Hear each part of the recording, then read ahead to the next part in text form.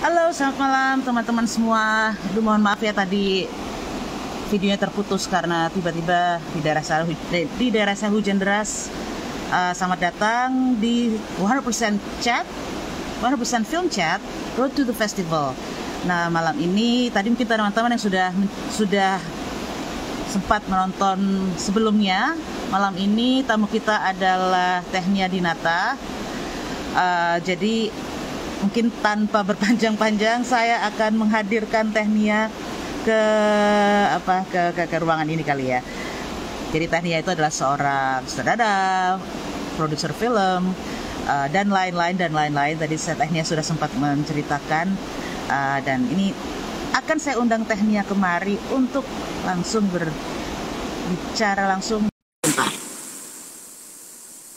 Ya, hai Technia. Hai, emang nih. Aduh, nih. Saya di Kemang, 100% di Cipete. Dua-duanya lagi hujan Betul. badai. Nah, itu dia. Jadi mohon maaf ya teman-teman di daerah lain di Indonesia kalau koneksinya naik turun karena memang kadang-kadang kita nggak bisa prediksi ya Teh ya, kayak gini-gini itu sinyal-sinyal. Ini wifi-nya langsung kena badai. Tapi mudah-mudahan Betul tidak sekali. bisa dibenerin. Ya, tapi nggak apa-apa lah ya, the show must go on ya Teh ya. Jadi kita coba aja. Yes. Oke. Jadi tadi kan Technia sudah memperkenalkan diri ya. Sudah filmmaker, sutradara, produser, editor, scriptwriter, pokoknya segala macam kayaknya borongan Technia kerjain gitu deh. Nah, sekarang ini kan tadi Technia juga bercerita bahwa Technia tuh punya keresahan tentang representasi yang ada di film, dan semakin kesini kayaknya semakin representasinya tuh semakin kurang beragam gitu. Kalau yang kutangkap tadi begitu. Mungkin itu juga yang mau akan berlanjut ke pertanyaanku yang pertama sih. Kenapa Technia sebagai filmmaker tertarik membuat film-film yang mengangkat isu sosial dan isu human rights, isu HAM gitu. Kenapa tuh Teh? Mungkin selain yang tadi mungkin bisa dielaborasi lebih sedikit, lebih banyak sedikit. Iya, soalnya kayaknya itu adalah film-film yang aku sebagai penonton, bukan sebagai pembuat, juga paling aku suka tonton gitu. Jadi pasti kan kita membuat sesuatu yang sesuai dengan apa yang kita suka nonton gitu.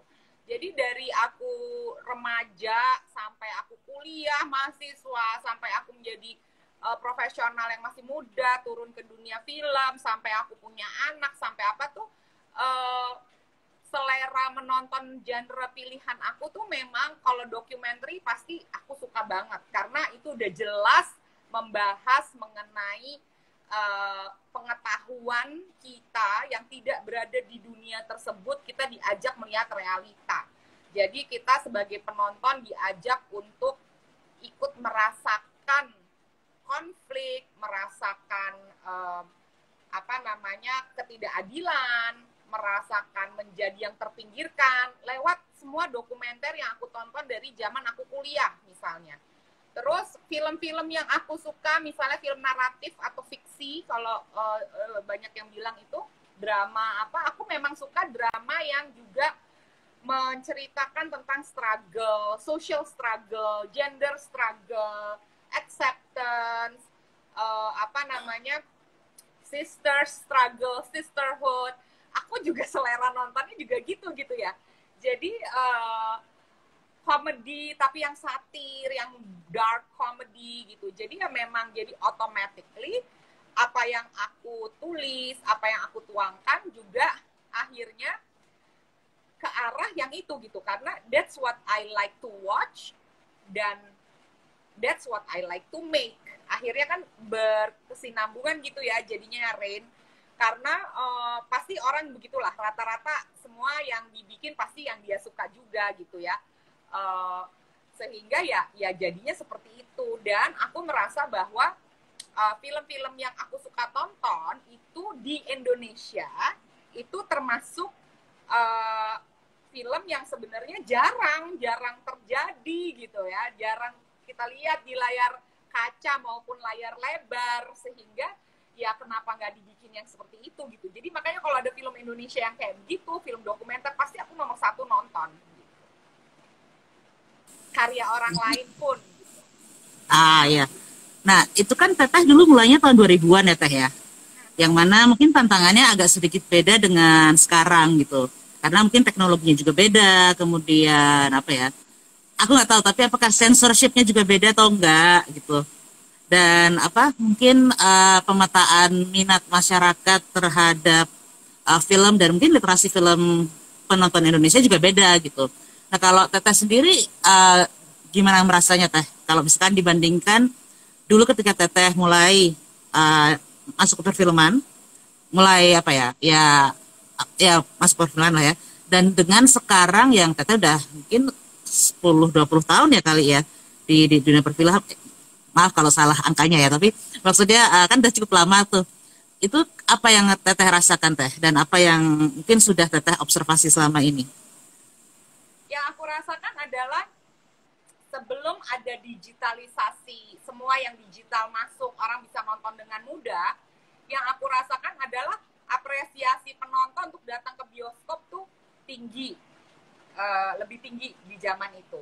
Terus bajakan juga kayaknya lebih susah didapat ya, sebagai pembuat film yang mana serial gua aja udah dibajak, suka duka berduka udah diumumin di Twitter, nonton ya kita punya gini, kayak nggak ada malunya gitu. Kalau dulu kan harus kayak di emperan glodok gitu ya, waktu zaman film Arisan, Cabaukan, Berbagi Suami tuh adanya tuh kayak ya 2 minggu 3 minggu setelah ada di bioskop gitu, walaupun itu juga menyedihkan, tapi kan kayak orang harus cari dulu gitu. Kalau sekarang on the tip of your finger bisa nonton bajakan gitu ya. Terus dan jangan salah loh, orang zaman dulu itu mungkin karena belum terbiasa nonton hal-hal yang mudah didapat, jadi ada fase di mana sangat apresiasi sekali terhadap orang film Indonesia kayak gitu. Lalu orang belum bisa bikin apa-apa dengan mudah lewat teknologi handphone gitu ya, jadi apresiasi bahwa orang tuh bikin film tuh susah, nontonnya aja dengan kita tuh dulu rollnya 35 mili ya roll filmnya gitu, harus dicuci dulu di laboratorium baru diedit segala macam, jadi nggak secepat itu bisa tayang langsung di bioskop. Abis syuting tayang tuh nggak mungkin, pasti membutuhkan 8 sampai setahun untuk kita post production baru bisa gitu. Jadi orang zaman dulu mungkin lebih menyukai proses gitu. Nah, censorship juga kalau menurut aku, apalagi Arisan 1 tuh ya, itu aku tidak menyangka banget itu yang disensor cuma dikit banget dan lulus sensor. Kayaknya kalau sekarang aku bikin Arisan nggak mungkin lulus sensor dan pasti udah di ban, nggak boleh gitu kan. Tinggal setengah jam doang kali Teh. Sudah berubah, ya zaman sudah berubah. Dan semakin kesini Arisan 2 segala macam itu udah semakin kayak kok gue dibatasin banget ya, nggak boleh gitu. Pengalaman aku juga dengan Ini Kisah Tiga Darah itu bahkan 21 tahun ke atas aku kayak gini, ini film paling happy dan less konflik yang pernah aku bikin, kok bisa gitu, karena kita nggak boleh memportray di situ ya, di kasus itu ya, dari pakaian. The sisters pakaiannya ya hippies lah, tank top kayak aku begini, ya kan, di mana-mana. Terus portrayal bahwa mereka bisa decide atas tubuhnya, atas kemauannya untuk menikah. Ternyata itu jadi big deal banget gitu. So I was shocked, tapi I keep on learning aja gitu. Ya kita semua film ada masanya ya. Jadi ya masa itu aku inget ya begitu, 2016 tuh begitu gitu, sampai bulak-balik ke sensor kok kayak gini, sampai aku appeal apa masa 21 tahun ke atas sih gitu, aneh banget, ini kan justru buat 13 tahun ke atas harusnya gitu. Dan kemudian ke zaman OTT, over the top streaming segala macam, dan di situ aku merasakan ada sedikit keleluasaan dalam streaming, kayak aku bikin A World Without bersama dengan Netflix, itu aku merasa leluasa sekali gitu. Aku bisa mempotret zaman yang akan datang, zaman dimana sebenarnya tempatnya si Alikan dan Sofia kan itu kan sebenarnya semacam asrama pesantren ataupun asrama yang religius lah gitu ya. Tapi aku bisa memotret itu dengan bebasnya gitu. Terus sekarang ke suka duka berduka, aku dikasih ruang gitu bahwa oh Tehnia mau bicara itu nggak apa-apa gitu. Kita semua manusia apa segala macam. Jadi aku langsung yang benar-benar merasa 100% manusia. Ya dong, emang kita apa dulunya gitu kan. Kayaknya Iya betul. Aku produce Madam X, aku nyutradarain Arisan, nggak bakalan bisa sekarang. Nah itu ya, jadi memang saja. Pergeserannya berasa ya Teh ya? Bergesernya bukan berasa lagi, apalagi aku melihat, merasakan, mengalami, going on a meeting face to face with the authorities. Saya aku ingat dulu kalian itu juga sempat ada film dokumenter yang ini ya, yang membahas tentang censorship kan? Ya, betul. Nah, aku nggak tahu deh kalau misalkan Teteh. Balik guntingan. Iya. Aku yang produce karya Ucu Agustin. Betul, karya Ucu. Maksudku zaman dulu aja tuh kayaknya yang disensor udah cukup banyak kayak gimana zaman sekarang gitu, aku terpikirnya gitu. Nah kan tadi, nah kalau ngomongin film-film yang mengangkat isu sosial seperti itu, secara komersil gimana sih Teh? Maksudku sebagai filmmaker kan pasti juga harus mempertimbangkan sisi komersil juga ya, apalagi kalau sudah punya production house sendiri, karena ya juga harus menggaji orang, harus itu adalah sebuah bisnis lah ya. Nah itu bagaimana tuh cara membuat supaya seimbang tuh masalah idealisme dan juga masalah apa tuh ya kekomersilan, bukan kapitalisme sih, tapi apa ya istilahnya, tapi memang kan harus ada pendapatan didapatkan kan ya untuk membiayai produksi selanjutnya gitu. Betul karena biar gimana pun juga kita harus menjadi, kalau aku harus menjadi social entrepreneurship in film gitu ya. Biar gimana kita juga harus bisa menggait partner-partner yang tepat. Seperti misalnya di ya kayak aku di A World Without, aku menggait Netflix, kan tepat banget gitu ya, bahwa mereka memberikan kebebasan. Kemudian di Suka Duka Berduka, aku menggait Rapi Film sama video.com, dimana mereka ngerti banget kalau udah kerja sama-sama aku tuh nggak mungkin sekedar cerita aja, fun-fun gitu. Lo bisa ketawa, lo bisa nangis, tapi lo juga berpikir, kan gitu kan jadinya ya. Hai Ucu, ya Allah ada Ucu. Kita lagi ngomongin perempuan dalam kisah guntingan tadi sebelum kamu join, Ucu. Iya, Ucu seperti terpanggil. Hai Dede, gitu.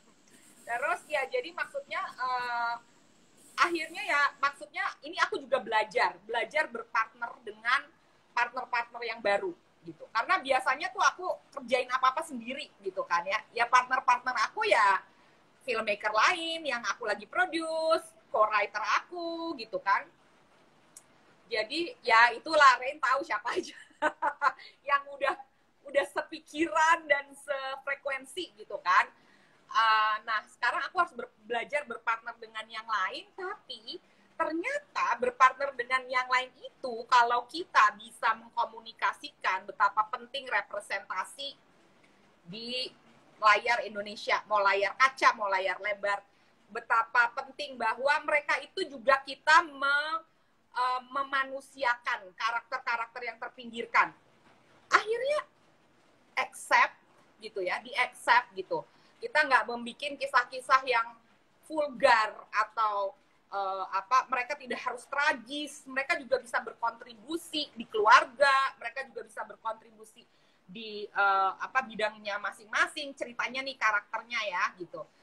Sehingga akhirnya bisa ternyata gitu. Jadi I know it's not easy ya, karena mungkin aku udah punya sekian tahun pengalaman.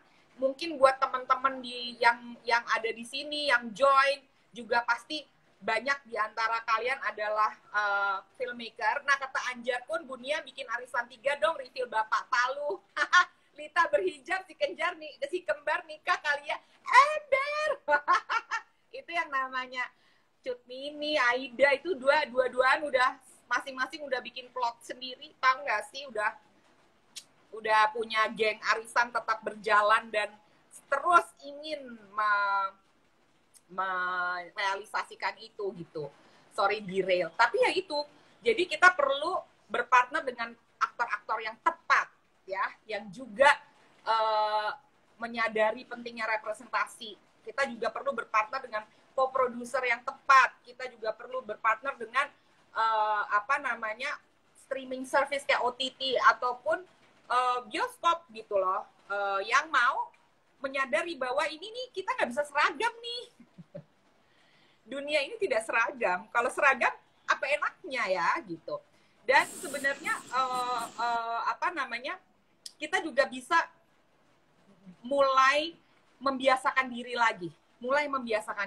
Mudah-mudahan sih dengan suka duka berduka jadi terbiasa juga penontonnya. Jadi nggak kaget-kaget ya bahwa kok gini sih, kok gitu sih. Tapi ternyata banyak yang bersimpati karena karakter-karakter di sini tidak dilihat dari itunya saja, tetapi dilihat dari bagaimana dia berkontribusi ke keluarga. Ternyata dia juga punya concern sendiri. Ternyata dia juga bisa apa adanya dan jujur. Kan itu kan yang encouraging ya. Jadi ya, kalau boleh dibilang gitu. Seperti itu, Rain. Nah ini kan, ini suka duka berduka nih proyek terbarunya Teteh nih berarti ya. Ya. Kali sering disebut-sebut nih. Nah, dan ini kalau nggak salah ini kan ada sebuah web series ya. Ya. Ya, oke. Nah, kan kemarin-kemarin kan Teteh bikinnya film nih, film panjang, film-film apa ya, film feature length film lah gitu. Ya, Sekarang bikin web series. Itu tantangannya gimana tuh Teh? Membuat beda nggak pengalamannya? Oh boleh dong. Ya, silakan. Memang haus kok Teh kalau ngobrol terus. Aku juga minum. Tadi aku baru ini, nanti kita akan bikin event. Tadi aku baru ada event juga, diskusi sambil ya. Video episode 8. Suka berduka sebelum orang lain nonton. Anyway, sebenarnya perpindahannya tuh tidak sesulit itu karena aku sendiri tidak suka membatasi diri, ya. Kayaknya selama kita masih punya energi untuk berbagi, kita nggak boleh membatasi diri. Itu prinsip aku ya. Aku nggak mau membatasi diri. Seperti halnya, misalnya, dulu tuh aku kan sinetfil banget lah. Aku tukang nonton feature film, hobi gitu. Ketika ada streaming service, ketika HBO masuk deh, misalnya masih pakai itu tuh kayak kotak itu loh yang kita harus berlangganan. Itu kayaknya gue kalau sebelum tidur pasti harus nonton satu apa yang menyenangkan atau yang menyentuh hati gue, baru aku tidur gitu. Sama seperti misalnya besoknya aku baca buku, itu udah jadi kebiasaan sebelum tidur gitu kan. Nah, di saat itulah aku juga tidak terlalu hanya nonton film panjang, feature. Karena aku juga sangat menyukai serial Perancis misalnya. Aku juga menyukai serial Amerika yang bener-bener something yang different ya, yang misalnya seperti Succession misalnya, something yang different misalnya seperti dari Kanada, Canadian production Schitt's Creek, di mana keluarganya juga sangat beragam, main karakternya is a gay man gitu kan ya, anaknya yang paling tua. Jadi aku tuh melihat representation, ada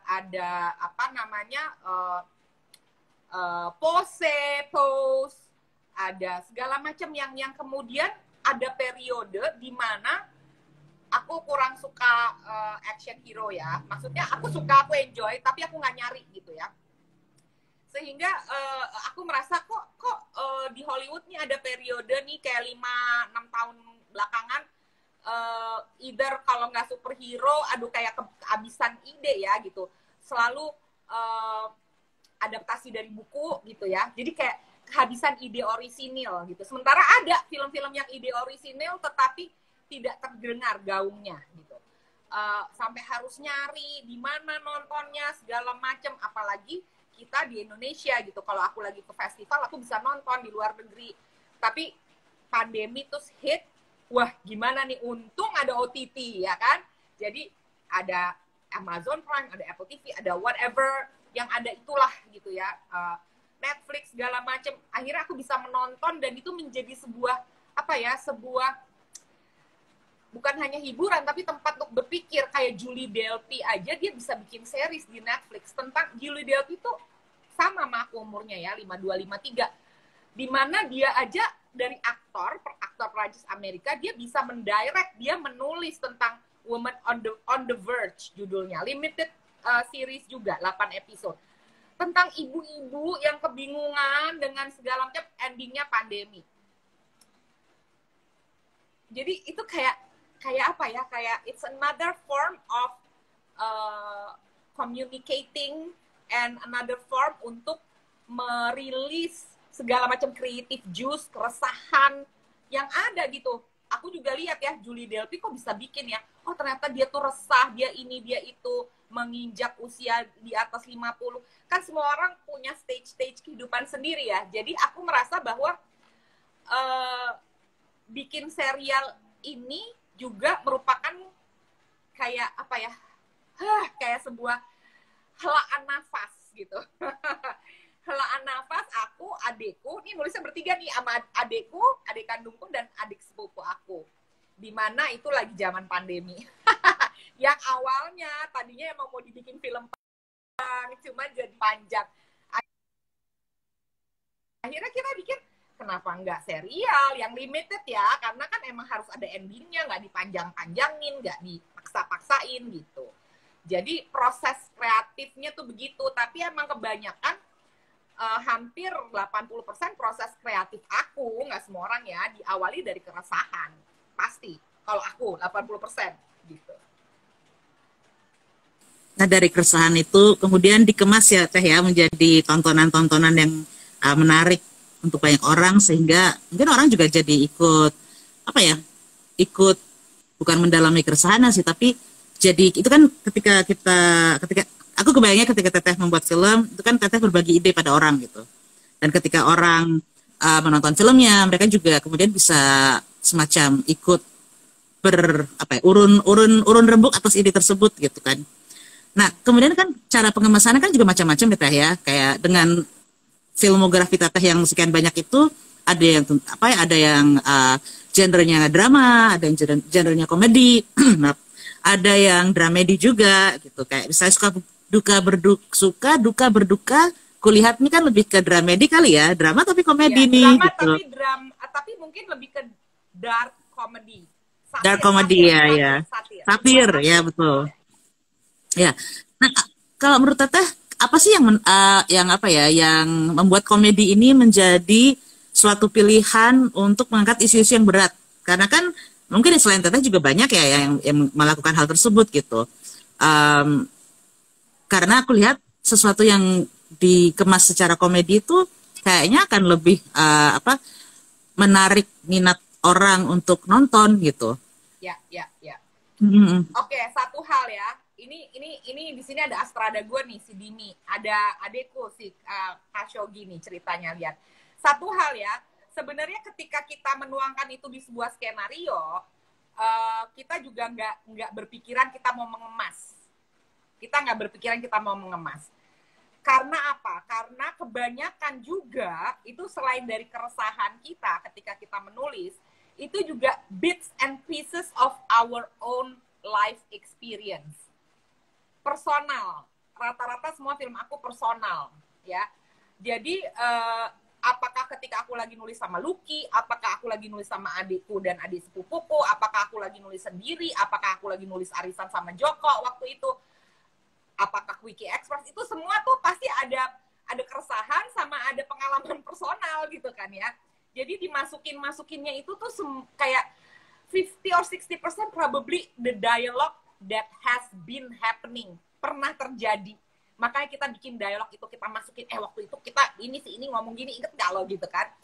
Jadi itu lebih close to life itself ya. Dan kita mikirnya ini komedi tapi tidak mau mentertawakan. Nah ini Rain, ini yang paling gawat. Karena ada beberapa film yang mungkin mencoba merepresentasikan karakter-karakter yang terpinggirkan, marginalized karakter, tetapi diketawain. diketawain. Nah, ini yang harusnya kita sadar bahwa kita nggak mau ngetawain, tapi kita mau tertawa bersama-sama, ya. Karena kalau ngetawain itu udah langsung mungkin niatnya tidak begitu, ya. Niatnya tidak begitu. Aku percaya semua orang berniat baik ketika mau bikin film atau mau berkarya. Tetapi mungkin karena belum terlatih, perspektifnya belum terasah, ya kan? It takes somebody with a perspective. Contohnya perspektif itu nggak ada hubungannya dengan intelektualitas atau lo S1, S2, S3, nggak ada gitu. Tetapi perspektif itu bagaimana lo dari kecil dididik oleh keluarga lo misalnya untuk menghargai sesama manusia, untuk menghargai sesama warna kulit, ras dan segala macam, untuk menghargai laki perempuan dianggap setara dan berkesempatan sama. Atau ternyata di keluarganya tidak begitu, tetapi individu-individu tersebut, orang-orang yang bergelut di dunia kreatif, itu akhirnya membuktikan bahwa ternyata di luar sana gini. Jadi gue mau kayak yang di luar sana, gue mau mendobrak apa yang udah dididik di keluarga gue. There are only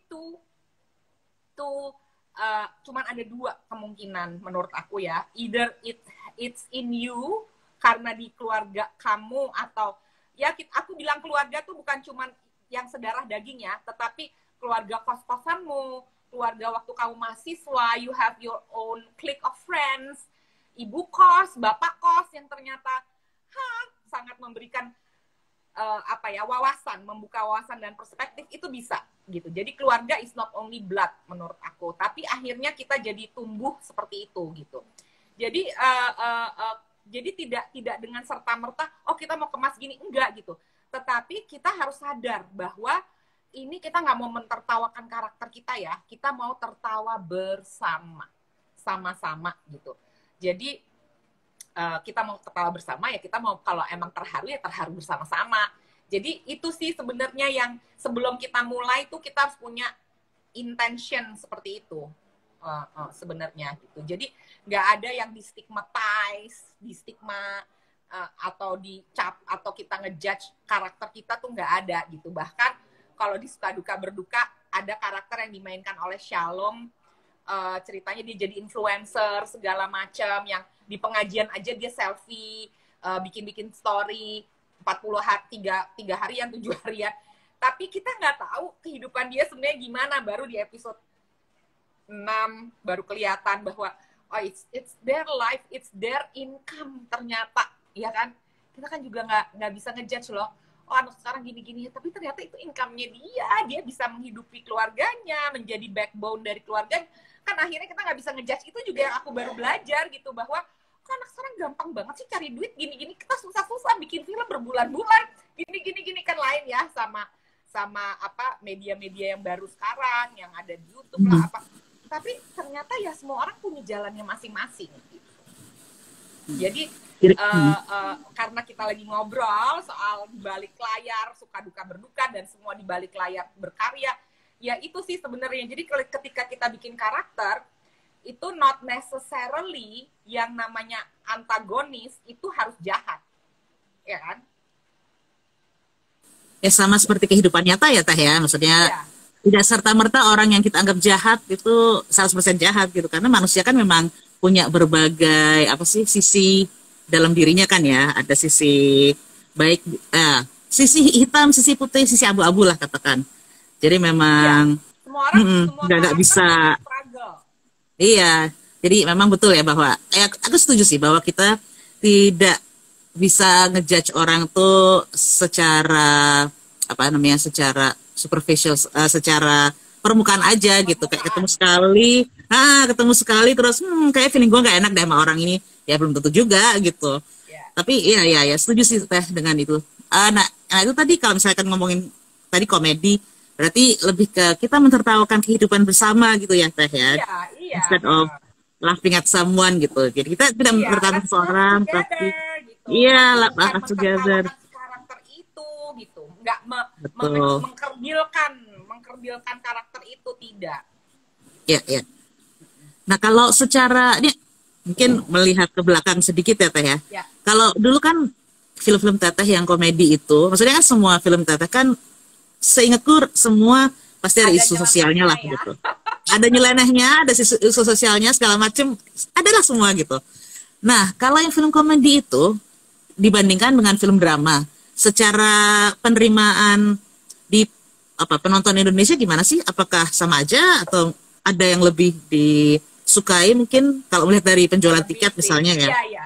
Betul Hmm. sekali, lebih. Karena gini, itu kan kita bikinnya juga secara sadar kita membuat oke, ini kayaknya lebih baik dijadiin uh, drama. Sebenarnya kayak Arisan tuh sebenarnya nggak terlalu komedi loh. Kita drama, it's a friendship drama gitu kan. Tapi ya orang tertawa bersama ya nggak apa-apa gitu kan. Dan seneng-seneng aja itu bonus gitu. Tapi kayak suka duka berduka ya emang komedi dari awal aku udah bilang sama Aga dan Ogi nih kita nulis bertiga ya ini it has to be dark comedy. Dark karena komedi itu dimulai dari sebuah kematian gitu, sebuah kehidupan yang lain. Kematian itu adalah kehidupan dalam dimensi yang berbeda ya gitu.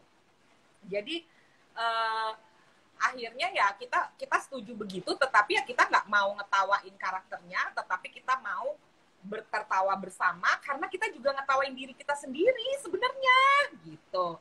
Nah itu harus dibikin secara sadar dan kita harus saling mengingatkan gitu. Kita harus saling mengingatkan di mana oh ini kayaknya udah over atau apa. Kita harus punya boundaries sebagai maker ya ketika masih nulis gitu. Dan memang juga itu harus berada di karakter karakter yang tepat, orang yang tepat untuk ngedirect, untuk menjadi Astrada, untuk menjadi kamera person, itu kita harus punya orang-orang yang tepat sehingga apa yang mereka terjemahkan itu juga tidak seperti lagi mentertawakan karakternya gitu. Karena kan film itu kan kompleks ya, kompleks kolaborasi banyak pihak. Ketika udah kolaborasi berbanyak pihak, dari awal kita harus komunikasinya harus jelas. Visinya mau dibawa kemana ini misalnya. Suka duka berduka mau dibawa kemana. Apakah kita cuma mau ngetawain karakternya? Apakah kita cuma mau ngetawain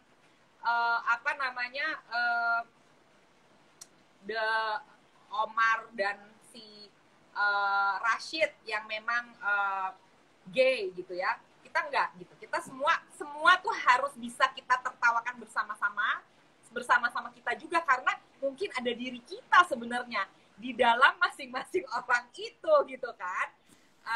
Jadi memang kalau bisa sih kita sengalir mungkin dan kita nggak boleh takut bahwa it is true ada diri kita di masing-masing, di Ella ada diri aku juga di karakternya Luna.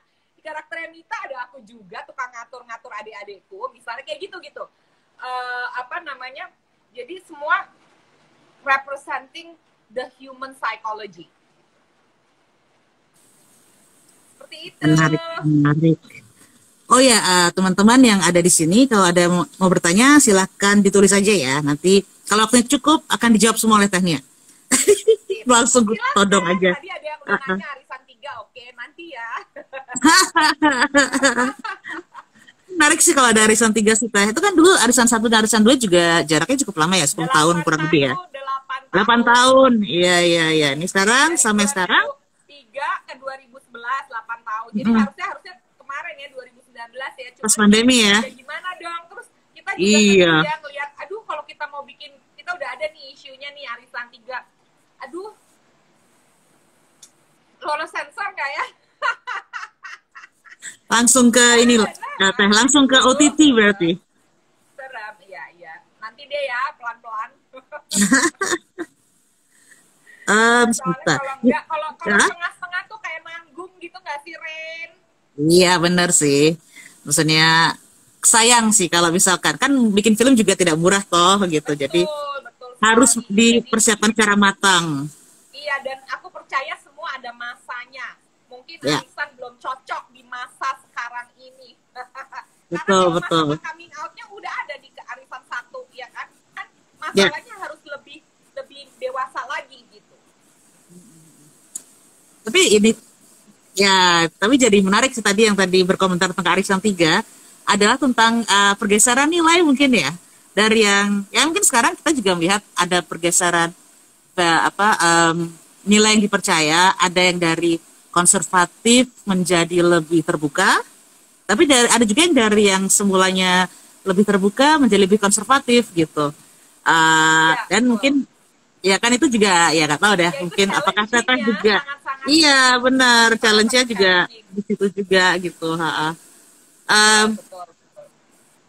tapi mungkin sekarang aku juga mau nanya juga sih teh ini kan karena misalnya sekarang kan dengan adanya berbagai OTT produksi kan berarti bisa juga tidak hanya kolaborasinya tidak hanya dengan teman-teman dari Indonesia saja ya. Apakah Betul, ada betul. juga apakah ada rencana atau rencana kolaborasi dengan filmmaker luar misalnya, ya entah di OTT atau entah mungkin di project film lain gitu mungkin tah? Selama ini kan teteh setahuku kan juga lebih banyak produksinya memang dalam negeri gitu ya. Nah, apakah mungkin ada rencana bukan ekspansi sih tapi mungkin berkolaborasi dengan filmmaker luar luar yang mungkin masalahnya juga mirip-mirip dengan Indonesia juga sih gitu. Tapi Ya. kadang-kadang kan mungkin ada Sebenarnya sih perspektif aku perspektif pernah yang beda ya dikit. waktu tahun 2013 aku pernah yang Hmm. itu loh kayaknya pernah diputar deh di 100% yang dulu. Kolaborasi dengan filmmaker Asia kan. Jadi semua Hmm. perempuan-perempuan filmmaker Asia kita bikin antologi akhirnya kan. Oh ya, Yang pertaruhan bagian ya. aku tuh yang kebaya pengantin ya.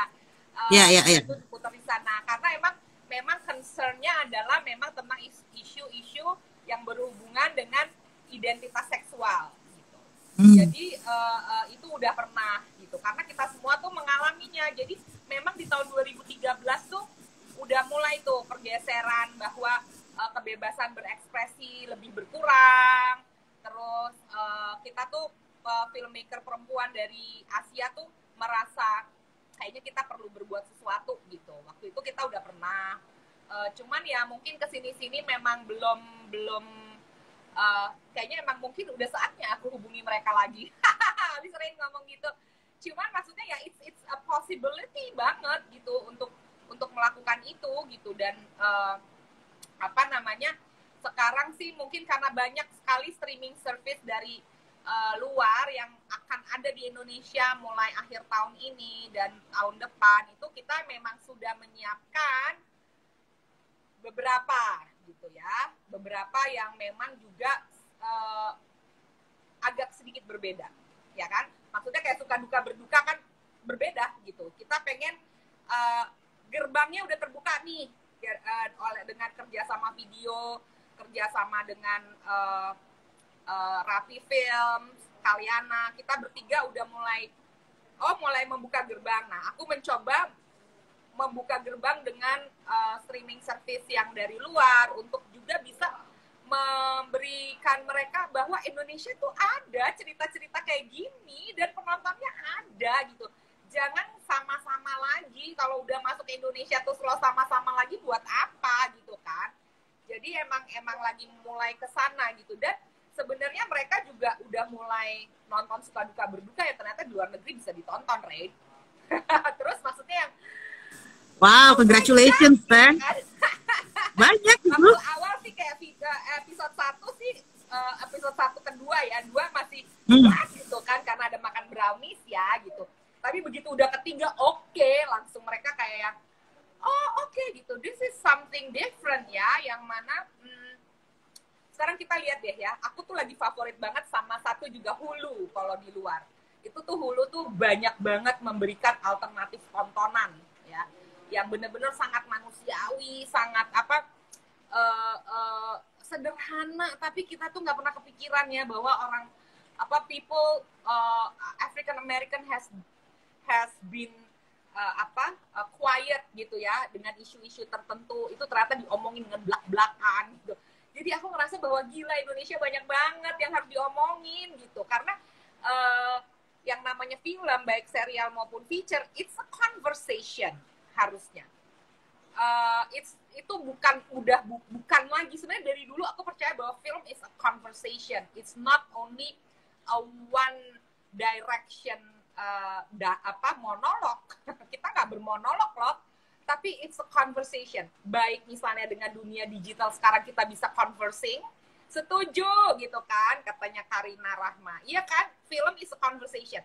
Thanks to the technology, akhirnya kita bisa conversation kayak gini ya, sama Rain dan sama 100% manusia, yang mana I've been supporting since day zero ya, Rain. Tapi maksud aku, dan I'm so glad 100% manusia masih ada di sekarang gitu kan. Dan maksudnya kita emang perlu platform-platform seperti ini gitu, dan kita nggak mau cuman film itu bukan area untuk kita monolog. Film itu adalah area untuk kita menjalin komunikasi 2 arah, 1000 arah, berjuta-juta arah. Karena harusnya walaupun tidak langsung dengan filmmakernya, tapi kan antar kalian bisa ngomongin ya. Kalau zaman dulu soalnya kan susah banget. Aku tuh kalau bikin inget deh zaman dulu, kalau bikin diskusi film tuh kayak oke, kita harus di tim, bikin forum, ingat ya? ada bioskop kecil di sampingnya tim XX1, kita bikin diskusi di situ gitu kan. Harus, wah pokoknya ribet deh gitu. Kalau sekarang, oke, Rain, 100%, Tete mau nggak IG Live? Mau, langsung gitu kan. Karena aku seneng, karena kita bisa conversing. Bagaimana sih pembuatan suka duka berduka, dan pembuatan sebelumnya, pergeseran nilai, kita bisa berbicara banyak soal itu gitu. Jadi film itu komunikasi 2 arah menurut aku ya. Nggak bisa kalau udah gue bikin film begini, ya udah terserah penonton. Betul, terserah penonton mau gimana, itu betul, itu adalah hak dari sutradara dan semua yang kreatif ya di belakangnya gitu. Tapi kan kita nggak bisa pungkiri bahwa ada atau tidak ada kita, penonton kita pasti ngobrol gitu kan. Jadi nggak apa-apa, it's their rights untuk ngobrol. Tapi kalau bisa aku diajak ngobrol juga, aku senang juga gitu, karena aku pada dasarnya kan cerewet ya, jadi seneng lah ngobrol-ngobrol gitu, untuk bertukar pikiran, bertukar pengalaman. Siapa tahu yang nonton juga lagi sekolah film atau lagi belajar bikin skenario atau apa, kan jadinya kan kita menyebarkan sesuatu yang positif lah intinya, yang bermanfaat. Nah, ini Teh ada yang komentar nih, suka duka berduka episode 8 minggu depan ya Teh ya. Gimana tuh Teh? Iya, mungkin mau dijawab? Hari Kamis kita juga akan bikin nobar sama 100% manusia di hari Sabtunya, nonton episode 8 bersama beberapa cast dan beberapa filmmaker. Ada kamera person kita, ada ibu, mungkin ada ibu yang senior, ada yang bisa diajak ngobrol dan bertatap muka, tapi di hari Sabtu tanggal 13. Jadi kalian nonton dulu hari Kamis, atau nggak mau nonton dulu ditahan sampai tanggal 13 nonton bareng kita, nggak apa-apa. Jadi tapi kita memang mengeluarkannya ini nih per minggu, dan itu terakhir finale hari Kamis tanggal 11. Cuman kan banyak juga teman-teman aku dan bahkan beberapa DM ke aku, kenapa sih seminggu sekali, nyebelin deh.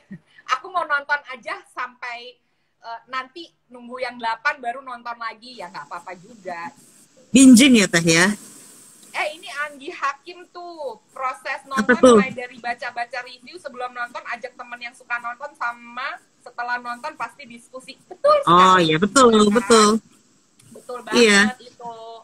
Terus si Roni, Tehnia kapan berkolaborasi dengan Joko Anwar lagi? Ini nih, aku lagi pengen bikin Quickie Express 2, cuman Jokonya udah mau. Dimas Jai-nya nih, kalian harus donder Dimas Jai. Ya, silakan netizen dengan kekuatan kalian, silakan.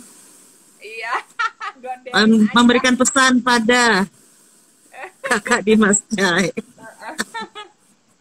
Nah, karena berarti acara hari Sabtu itu apakah terbuka untuk umum atau ada syaratnya supaya bisa mengikuti? Gimana tuh Teh?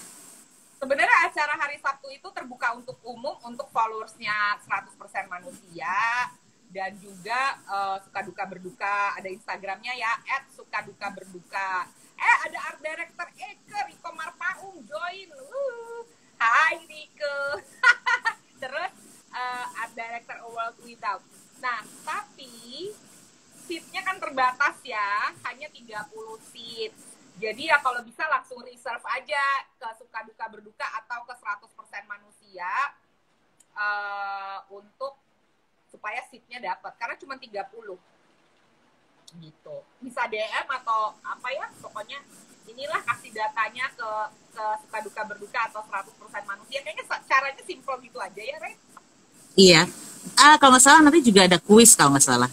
Untuk Okay. Kalau tidak salah, aku ingat percakapan kita waktu itu kita akan membuka memberikan kesempatan menonton untuk teman-teman untuk ikut nobar dengan beberapa kuis yang nanti silakan ditunggu aja di sosmed yang tadi Tehnya sebutkan di Sarusan Manusia dan juga di Suka Duka Berduka. Jadi silakan teman-teman nantikan saja infonya.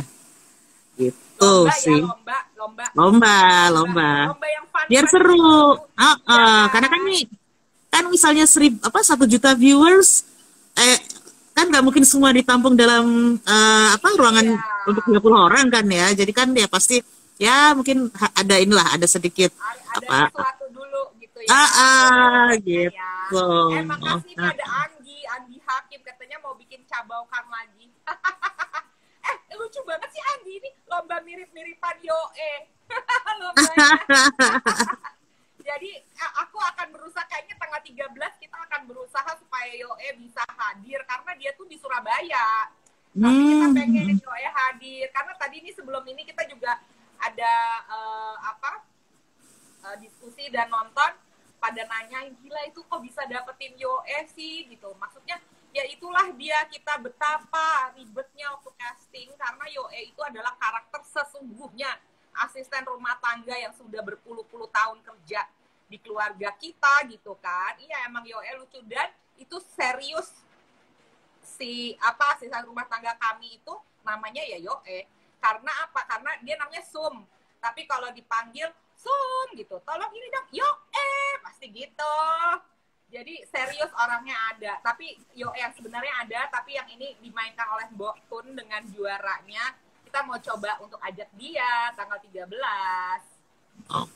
Oke, seru banget nih kayak acara 13. Dan ya tentunya tadi tuh teman-teman silahkan tunggu infonya, kuisnya kapan dan bagaimana cara ikutnya. Nanti di Suka Duka Berduka, akunnya Suka Duka Berduka, akunnya Suka Duka Berduka dan juga akunnya Saling Pesan Manusia.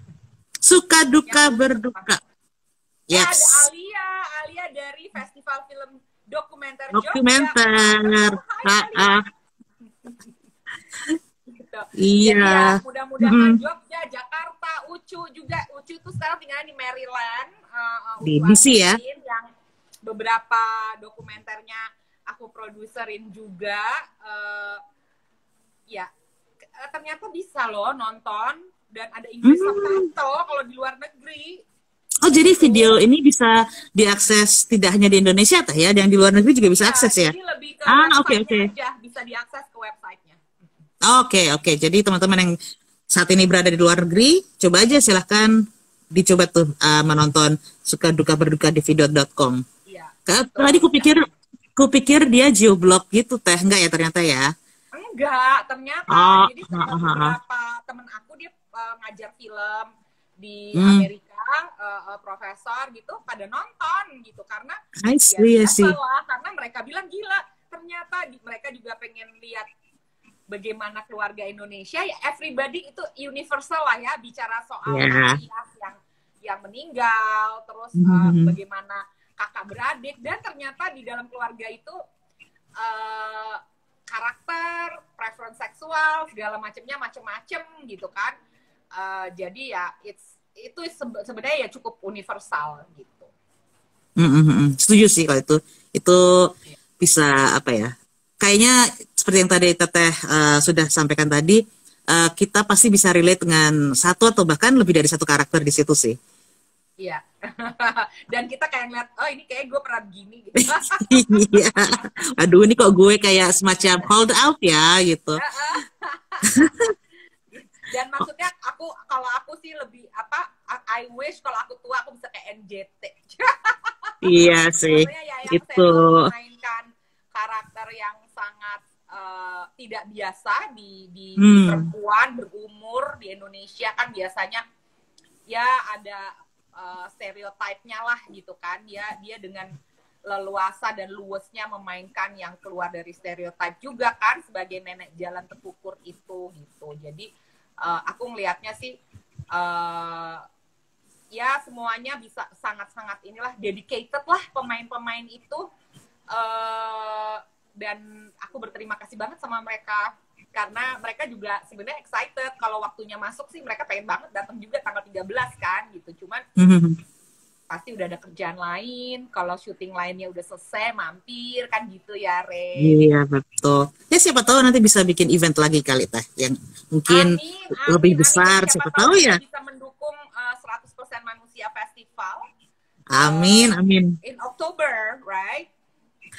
Somewhere along there. Pokoknya Oktober, November, Desember kita lihat nanti ya teman-teman. Itu masih kita jadikan surprise. Surprise ya. Oke. Betul. Ini udah mau jam 8, aku juga ada acara lain karena hari Minggu acara keluarga. Yang season 2, wow, yes. Kalau ngomongin suka duka berduka season 2, dondervideo.com ya. Karena aku sudah siap dengan segala cerita. Wah, tuh saudara-saudara semuanya. Season 2. Iya. Silahkan sampaikan pada video.com bahwa season 2 dinantikan. Begitu ya, Teh ya? Iya. Oke, kalau gitu terima kasih banyak Teh Nia atas ngobrol-ngobrolnya malam ini. Itu kayaknya kita akan kita akan nonton bareng si Suka Duka Berduka episode 8 minggu depan. Dan semoga 6 hari lagi. Yang belum nonton silahkan binge watching, mengejar ketertinggalan di episode sebelumnya, 7 episode sebelumnya. Dan ya kita bertemu lagi dan terima kasih banyak atas kebersamaannya malam hari ini semuanya. Sampai bertemu lagi. Terima kasih yang udah komentar, bertanya dan sebagainya. See you. Semoga berjumpa di hari Sabtu tanggal 13. Sampai ketemu tanggal 13. Bye Tania. Thank you. Goodbye. Mwah.